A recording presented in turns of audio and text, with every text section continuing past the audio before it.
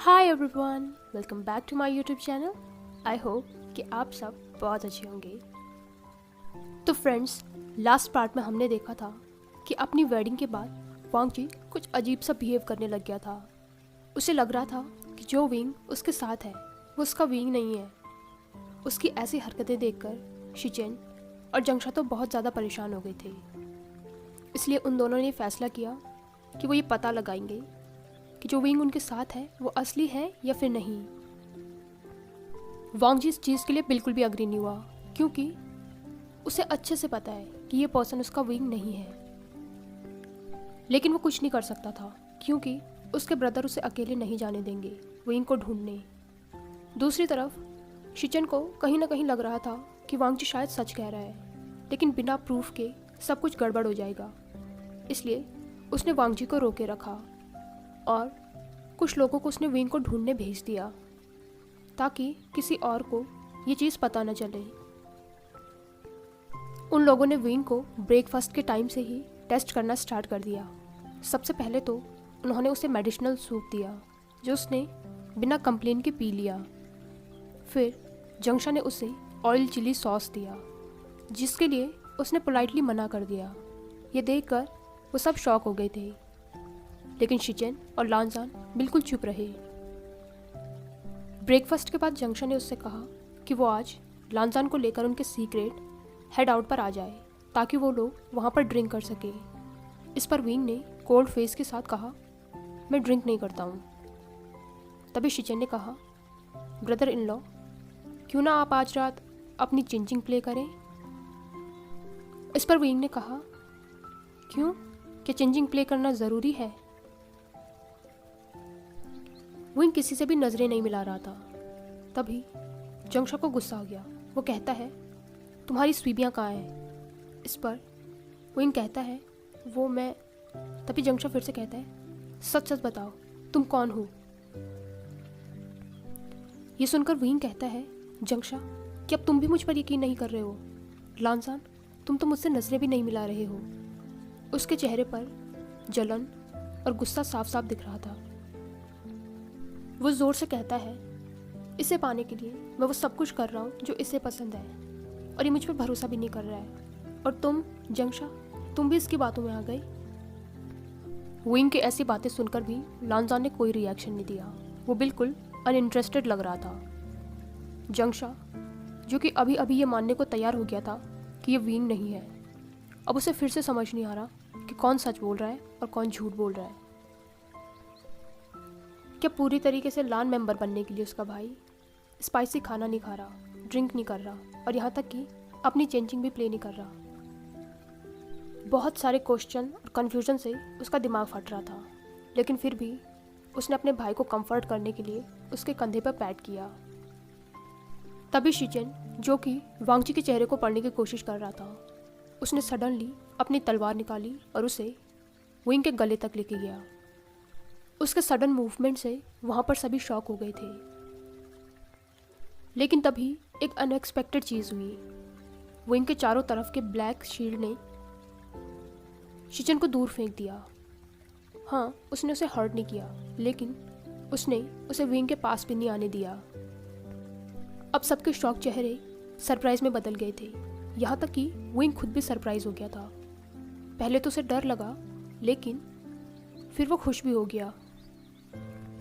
ये सब कुछ देखकर शिचेन और जंगशा ने राहत की सांस ली। फाइनली ये उनका विंग ही है। उन दोनों ने लानजान को विंग के पास धक्का दिया, जो कि वहाँ पर बिल्कुल स्टैचू की तरह खड़ा था।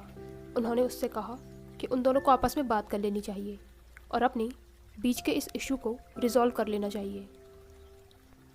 उन सभी के वहाँ से जाने के बाद यानली ने पूछा, आज हमारा आशियन कुछ अलग ही बिहेव नहीं कर रहा था। वो कल रात से ही ये सब कुछ ऑब्जर्व कर रही है, लेकिन फिर भी उसने किसी से कुछ नहीं पूछा कि क्यों विंग कल वांगजी के साथ नहीं था और उसके साथ आकर रहा। लेकिन अभी उसने पूछ लिया। तभी जंगशा कहता है, कोई बात नहीं है शीजिए, आप चिंता मत कीजिए। जिंगशी में पहुंचने के बाद विंग कहता है, लानजान। इस पर वांगजी कहता है, वो तुम्हारे लिए लान वांगजी है। तभी विंग कहता है, क्या तुम अभी भी मुझ पर यकीन नहीं कर रहे हो? इस पर वांग जी कहता है, जब तक मेरा दिल ये नहीं मान लेता कि तुम मेरे विंग हो, मैं यकीन नहीं करूँगा। विंग कहता है, तो ये सब कुछ तुम्हें अब याद आ रहा है, मुझसे शादी करने के बाद? वांग जी ने कुछ नहीं कहा। वो कहता है, मैं तुम्हारे लिए एक दूसरा रूम प्रिपेयर करता हूँ। तभी विंग कहता है, नहीं, मैं यहीं रहूँगा, जिंगशी में। इस पर वांग जी कहता है, नहीं, तुम यहाँ नहीं रहोगे। वांग जी के चेहरे पर ऐसा कोल्ड एक्सप्रेशन देखकर विंग बहुत ही ज़्यादा शॉक हो गया था। लेकिन वांग जी की जिद के सामने उसकी एक भी नहीं चली। अगले दिन उसने जंगशा से कहा कि वो इस बारे में किसी को भी न बताए, क्योंकि अगर एल्डर्स को पता चला तो उन्हें बुरा लगेगा। जंगशा को भी विंग की ऐसी सिचुएशन देखकर बहुत बुरा लग रहा था। वो अपने भाई के लिए कुछ भी नहीं कर पा रहा है। तभी जंगशा को याद आया कि उसके फादर ने उन दोनों के लिए बंग में बैंकेट रखा है। ये सोचकर वो खुश हो गया कि चलो कुछ दिन विंग क्लाउड रिसेस से दूर अपने घर में रहेगा तो उसे अच्छा लगेगा। दूसरी तरफ वांग जी सोच रहा था, ये मुझे क्या हो गया है, मेरा दिल विंग के लिए क्रेविंग कर रहा है, लेकिन जब भी मैं उसे देख रहा हूँ मुझे इतना ज़्यादा अजीब क्यों फील हो रहा है? कि मुझे फिजिकल कांटेक्ट से डर लग रहा है? मुझे कुछ समझ नहीं आ रहा। लेकिन जब वो मेरे पास नहीं है तब क्यों मैं उसके लिए क्रेविंग कर रहा हूँ? थोड़ी देर पहले ब्रदर ने उसकी तरफ तलवार की। मैं जानता था कि वो उसके शील्ड को ट्रिगर करना चाहते हैं, और वो शील्ड ट्रिगर हुआ भी। मैंने उसे अपनी आंखों से देखा। फिर भी क्यों मुझे यकीन नहीं हो रहा है? और उसके अलावा तो ये पता लगाने का कोई ज़रिया भी नहीं है कि वो विंग है या फिर नहीं। मुझे लगता है मैं फालतू में सोच रहा हूँ। मुझे जल्द से जल्द ये सब कुछ ठीक करना पड़ेगा। मैं इस तरीके से बार बार विंग को हर्ट नहीं कर सकता हूँ। अगर हम दोनों साथ में रहेंगे तो वो खुद को मेरे पास आने से रोक नहीं पाएगा, और मैं उसके लिए वैसा फील नहीं कर रहा हूँ जैसे मैं पहले करता था। विंग, मुझे माफ़ कर दो, लेकिन अभी मुझे कुछ टाइम चाहिए। उसके बाद हम दोनों साथ होंगे।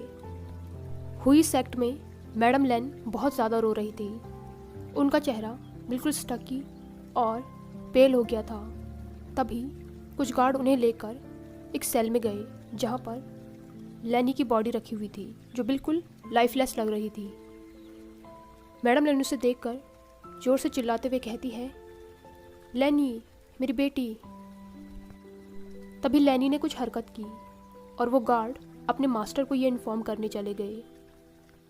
लैनी आंखें खोलते हुए कहती है, मैं कहाँ पर हूँ?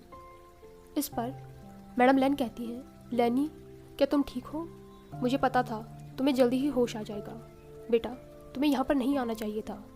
चलो, हम उस आदमी से रिक्वेस्ट करेंगे और वो हमें यहाँ से जाने देगा। इस पर लैनी उन्हें कन्फ्यूजन में देखते हुए कहती है, मैडम लेन। विंग, जो कि लैनी की बॉडी में था, उसे आगे बोलने में बहुत तकलीफ होने लगी। इसलिए नहीं क्योंकि वो थका हुआ था, बल्कि इसलिए क्योंकि कोई और उसे कंट्रोल कर रहा था। वहीं कमरे के कोने में उसने देखा कि हुई झांग खड़ा है और उसके हाथ में एक मेटल का टुकड़ा है। तभी विंग ने देखा कि उसके पास उसके सोल वेपन भी नहीं है। ये देखकर वो और भी ज़्यादा परेशान हो गया। फिर वो सोचता है कि अगर मेरे पास मेरी सोल वेपन नहीं है तो क्या हुआ, मेरे पास मेरा सोलमेट है। उसने अपने मन में कहा, लानजान, प्लीज़ मुझे बचाओ। विंग के पास जो उसकी थोड़ी बहुत सोल की एनर्जी बची हुई थी, उसने वो भी अपने कोर के बॉन्ड को एक्टिवेट करने में खर्च कर दी और वो ज़ोर से चिल्लाने लगा। विंग की आंखें बंद होने लग गई थी। तो मैडम लेन कहती है, तुमने ये मेरी बेटी के साथ क्या किया है? वो उस मैन को कर्ज करने लग गई थी।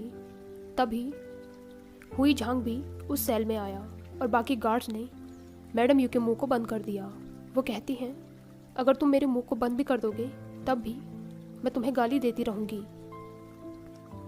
हुई झांग जमीन पर पड़ी लैनी की बॉडी को देखकर कहता है, इसे मेरे कमरे में लेकर आओ, और हाँ, कुछ और लोगों को भी भेज देना सुपरविजन के लिए। तभी एक गार्ड कहता है, माय लॉर्ड, इसे इस तरीके से आपके कमरे में रखना बहुत खतरनाक हो सकता है। क्यों ना हम इसे उसी कमरे में लॉक कर दे जहाँ पर यिन मेटल है। इस पर हुई झांग कहता है, तुम्हारे पास बिल्कुल भी दिमाग नहीं है ना? क्या होगा अगर उस मेटल ने इसके सामने सरेंडर कर दिया तो? क्लाउड रिसेस में वांग जी अपने दिमाग को शांत करने के लिए अपने जिदर को प्ले कर रहा था। वो खुद पर ही गुस्सा था कि वो कैसे विंग को फोर्सफुली अपनी जिंगशू से बाहर भेज सकता है। लानजान, प्लीज सेव मी। अपने दिमाग में ये थॉट सुनकर वांग जी बिल्कुल शॉक हो गया था। वो कब से विंग के थॉट्स को सुनने की कोशिश कर रहा था, लेकिन उसने नहीं सोचा था कि वो इस तरीके से विंग के थॉट्स को सुनेगा। वांग जी जल्दी से अपनी जगह से उठा और वो उस कमरे की तरफ दौड़ा जहाँ पर विंग रुका हुआ था। उसने दरवाज़ा खोला तो देखा विंग ज़मीन पर लेटा हुआ है। वांग जी जल्दी से उसके पास गया। वो खुद को ब्लेम कर रहा था कि विंग की जो भी हालत है वो सब कुछ उसकी वजह से है। उसने विंग को उठाया और उसे बेड पर रखा। उसने उसकी पल्सेस चेक की तो उसकी बॉडी में कोई सोल ही नहीं थी। वांग जी का दिल बैठ रहा था। उसे बहुत ज़्यादा डर भी लगने लगा। उसने विंग को टाइटली अपने आप से अटैच कर लिया। वो रो नहीं रहा था, लेकिन उसे समझ नहीं आ रहा था कि वो क्या करे। शिचेन, जिसे कि ये पता चला था कि वांग जी ने विंग के लिए एक अलग रूम प्रिपेयर किया है, तो उसने सोचा कि वो एक बार विंग से मिलके आता है। जैसे वो कमरे में आया, उसने विंग के साथ वांग जी को देखा जो बिल्कुल लाइफलेस लग रहा था। वो उसके पास जाकर कहता है, वांग जी। शिचेन ने देखा तो वांग जी के चेहरे पर कोई भी इमोशन नहीं था।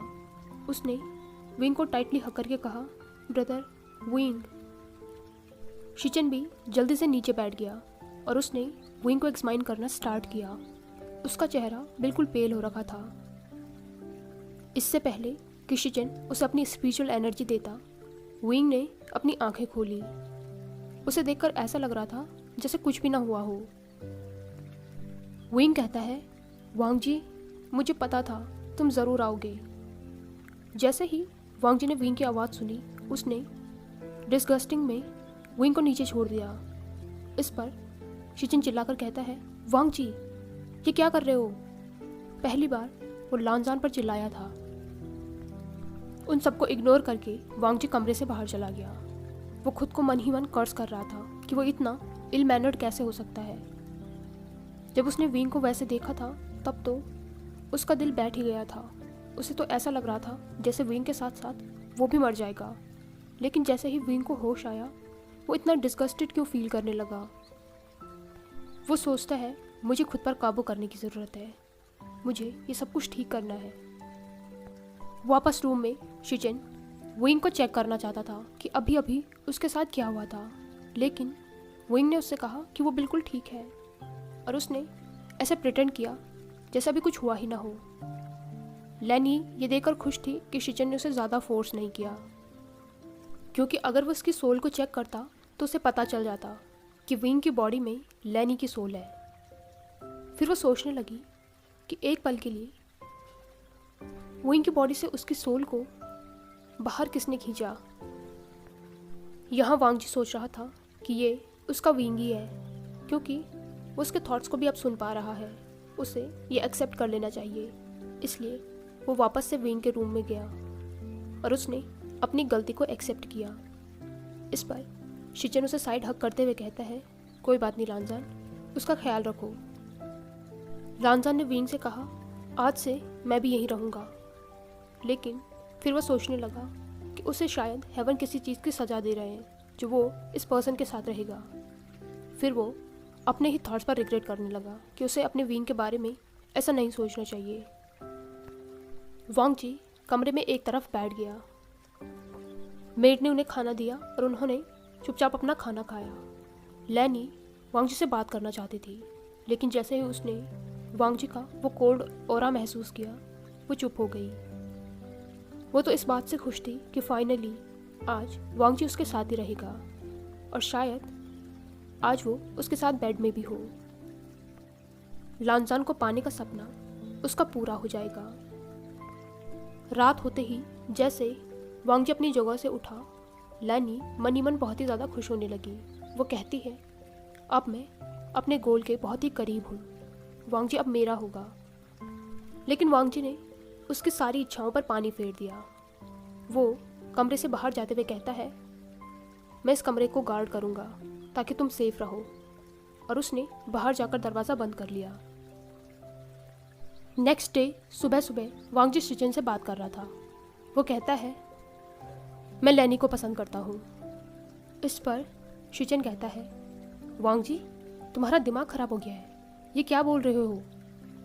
इस पर वांग जी कहता है, उसे यहाँ होना चाहिए था, क्लाउड ड्रेसेस में। इस पर शिचन कहता है, वांग जी थोड़ा धीरे बोलो। और तुम क्या कह रहे हो? अंदर विंग है, वो सुन लेगा।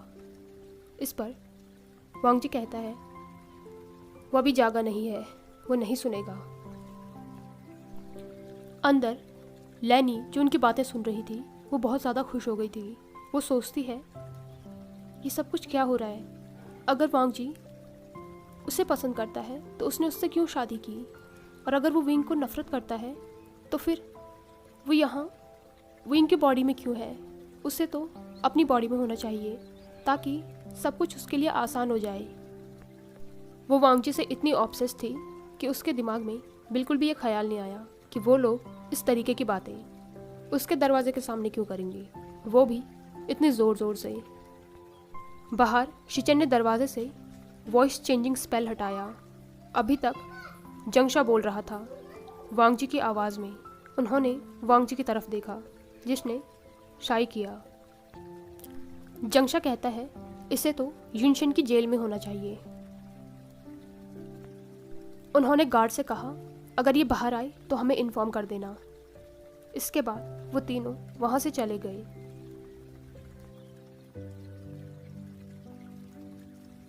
हाय एवरीवन, आई होप कि आपको ये पार्ट पसंद आया हो। अगर आपको ये वीडियो पसंद आई हो तो इसे लाइक, कमेंट, शेयर और चैनल को पक्का से सब्सक्राइब कीजिए। Thank you.